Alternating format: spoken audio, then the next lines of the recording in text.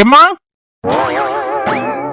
ஐயா ராசா, நல்ல அளவுல இருக்க மோதிரம் யாருக்கு? உன் தங்கச்சிக்கா? இல்லம்மா, என் பொண்டாட்டிக்கு. நல்லா இருக்காமா? இருக்கு, நல்லா இருக்கு. அது இருக்கட்டும் அக்கா, ஒரு மோதிரம் தான் வாங்கிட்டு வந்தியோ? ஆமாமா, ஒரு மோதிரம் தான் வாங்கினேன். ஏன்? என்னல கல்யாணம் முடிஞ்சனே அப்படியே தலையீழ மாறிட்ட? உன் பொண்டாட்டி பக்கம் சாஞ்சிட்டு அப்படியே? என்னம்மா இப்படி பேசுத? பரவாயில்ல, எது வாங்குனாலும் முதல்ல உன் தங்கச்சிக்கு தான் வாங்குவ.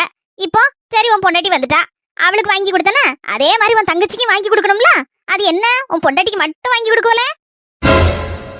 நீ பேசுறது உனக்கே நல்லா இருக்கா? யாமட்டி, உனக்காண்டி தானே பேசிட்டு இருக்கேன்.